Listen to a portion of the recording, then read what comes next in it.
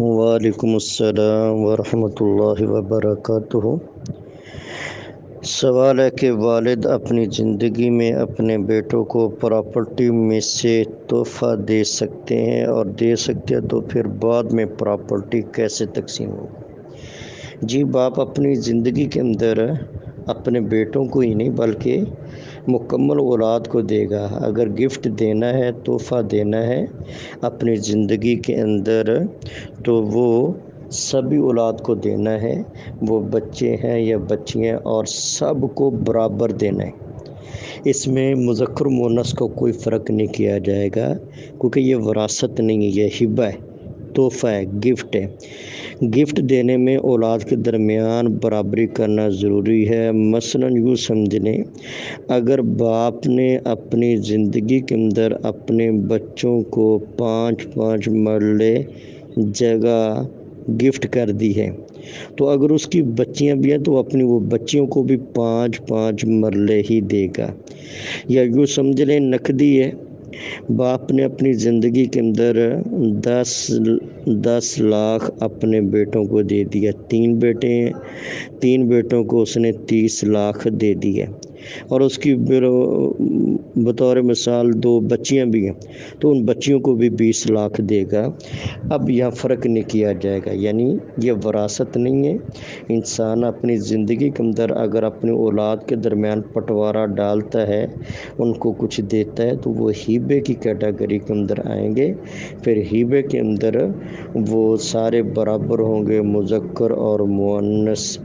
اور بعض اولاد کو چھوڑ دینا اور بعض کو دے دینا، یہ قطعاً درست نہیں، یہ ظلم ہے، زیادتی ہے، ناانصافی ہے، حرام اور کبیرہ گناہ ہے کہ کچھ اولاد کو دے دینا اور کچھ کو نہ دینا، اور یہ ذریعہ جہنم بننے والا عمل ہے۔ جس طرح کہ ابن ماجہ کے اندر سیدنا ابو ہریرہ رضی اللہ تعالی عنہ کی روایت ہے کہ نبی کریم صلی اللہ علیہ وآلہ وسلم نے فرمایا، ایک خاوند بیوی، ایک ماں باپ، وہ 60 سال تک اللہ کی عبادت اور بندگی کرتے رہتے ہیں، اور جب ان کا دنیا سے جانے کا ٹائم آتا ہے تو وہ اپنی اولاد کے درمیان ظلم کر دیتے ہیں، ناانصافی کر دیتے ہیں، زیادتی کر جاتے ہیں۔ فرمایا کہ اس کی وجہ سے وہ دونوں جہنم کے اندر جائیں گے، یعنی کہ یہ کوئی معمولی کام نہیں، بہت بڑا کبیرہ گناہ ہے۔ لہذا اگر زندگی کے اندر رزق لینا ہے تو پھر سبھی کے اندر برابر تقسیم کیا جائے گا، مذکر و مؤنث کا کوئی فرق نہیں کیا جائے گا۔ اور اگر مذکر ہے تو مذکروں میں سے بھی کسی کو نہیں چھوڑا جائے گا، بھلے وہ ماں باپ کا کتنا ہی نافرمان کیوں نہ ہو۔ نافرمان ہونا اور فرما بردار ہونا ایک الگ بات ہے، لیکن جائیداد میں سے، اپنی پراپرٹی میں سے ہیبہ بھی سبھی کے درمیان برابر کرنا ہے، اور ان کے درمیان تقسیم برابر درجے سے کرنی ہے۔ جس طرح کی ایک صحیح بخاری کے اندر اور دیگر کتابوں کے اندر بھی ہے، سیدنا نعمان بن بشیر رضی اللہ تعالیٰ عنہ بیان کرتے ہیں کہ میرے والد محترم بشیر رضی اللہ تعالیٰ عنہ، وہ اللہ کے پیغمبر کے پاس میری ماں کے کہنے کے بنا پر، یعنی کہ بشیر رضی اللہ عنہ کی ایک سے زیادہ شادیاں تھیں، بیویاں تھیں، تو میری ماں کے کہنے پر اللہ کے پیغمبر کے پاس مجھے لے کر گئے، اور غلام ساتھ لے کر گئے۔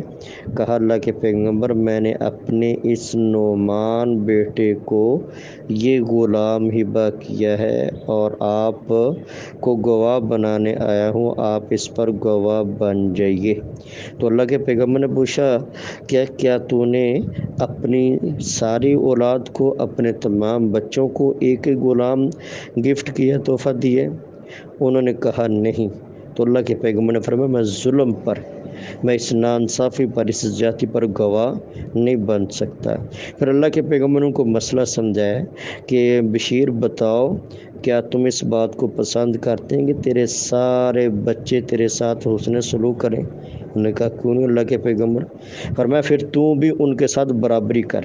اب اپنی اولاد میں سے ایک کو جب دے گا باقیوں کو نہیں دے گا، ان کے دلوں کے اندر حسد آ جائے گا، بغض آ جائے گا، نفرت آ جائے گی۔ ہمارا باپ تو ہمیں اچھا جانتا ہی نہیں، اس کو اچھا جانتا ہے، اور بھائی اس کے ساتھ حسد بھی کرنا شروع کر دیں گے اور تیرے خلاف بھی یعنی ایک قسم کا کینہ بغض۔ تو اللہ کے پیغمبر نے فرمایا جب تو یہ پسند کرتا ہے، یہ حدیث کے الفاظ نہیں، یہ میری تشریح ہے کہ آپ نے کیوں ان کو کہا کہ اگر تو پسند کرتا ہے کہ سارے تیری اولاد تیرے ساتھ حسن سلوک کرے، تو پھر تو تحفہ دینے کے اندر، گفٹ دینے کے اندر بھی برابر کر۔ کیوں؟ یعنی اگر یہ نہیں کرے گا تو پھر لازماً دوسری اولاد اپنے باپ سے بھی نفرت کرے گی، بغض رکھے گی، عداوت رکھے گی، اور اپنے اس بھائی سے بھی وہ حسد کریں گے کہ یہ اپنے ہمارے باپ کا چیتا ہے، ہمیں تو وہ قریب بھی نہیں لاتا۔ تو اس لیے پیار محبت کی جگہ نفرت، کدورت، عداوت جنم لیتی، تو آپ نے فرمایا کہ میں اس ظلم پر گواہ بنتا ہی نہیں، یا تو اپنی ساری اولاد کو دینا پڑے گا یا پھر اس سے واپس لینا پڑے گا۔ تو یہ سارے واقعات احادیث دلالت کرتی ہیں کہ اگر اپنی زندگی کے اندر دینا ہے تو پھر برابری کرنی ہے۔ دوسری بات آپ نے یہ پوچھی ہے کہ اگر کچھ تو اس نے پراپرٹی اپنی زندگی کے اندر باپ نے ہبہ کر دی ہے، اب جو کچھ باقی بچی ہے وہ وراثت میں تقسیم ہو، وراثت کے قوانین کے مطابق ہوگی۔